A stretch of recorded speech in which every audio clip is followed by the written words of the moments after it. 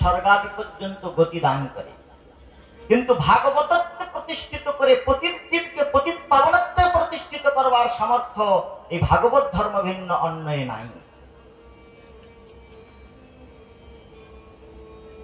এই ভাগবত ধর্ম কি করে বলে, আপনি যদি গঙ্গার স্রোতস্বিনী ধারায় অবগাহন করতে যান, স্নান করতে যান, আর সেই স্রোতের প্রাবল্যে আপনি হরিদ্বারে স্নান করতে যাবেন, সেখানে দেখবেন চেন দেওয়া রয়েছে। স্রোতের প্রাবল্যে যদি আপনি ওই চেনটা ছেড়ে দেন, তাহলে ওই স্রোত ধারায় ভাসতে ভাসতে ভাসতে ভাসতে আপনি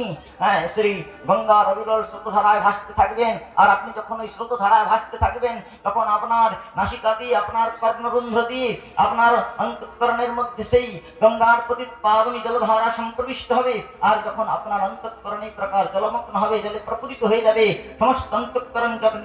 যখন সেই জলে যে প্রপুরিত হয়ে যাবে, তখন আপনার হৃদয়ের মধ্যে যে প্রাণের স্পন্দন রয়েছে, সেই প্রাণের স্পন্দনটা স্তব্ধীভূত হয়ে যাবে। আর যখন এই প্রাণের স্পন্দন স্তব্ধীভূত হয়ে যাবে, তখন আপনি মারা পড়বেন। আর আপনার ওই মৃতদেহটাও ভাসতে ভাসতে ভাসতে ভাসতে গঙ্গার স্রোতধারায় ভাসতে ভাসতে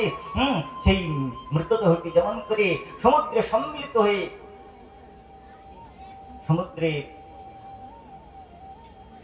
হয়ে সেই সমুদ্রের সমালিঙ্গনকে প্রাপ্ত হবে, ঠিক সেই প্রকার এই ভাগবত ধর্মের অপ্রাকৃত ভাগবত ধর্মের দিব্য নির্জর প্রবিষ্টম কর্ণরন্ধ্রেণ স্বয়ং ভাব সরূঢ়ম, এই ভাগবত ধর্মের অবিরল ধারা এই প্রকার যে ভগবান বলছেন মদ্গুণ শ্রুতি মাত্র নময়ী সর্বঘাসয়ে, আমার এই অন্তঃকরণ পতিত পাবনী ভাগবত ধর্মের অবিরল স্রোত ধারা যাদের অন্তঃকরণে প্রবাহিত হয়, গঙ্গা যেমন তার প্রবাহ পথে গঙ্গা যথা বাধা বিঘ্ন চূর্ণ করে দিয়ে একান্ত হইয়া আমি সে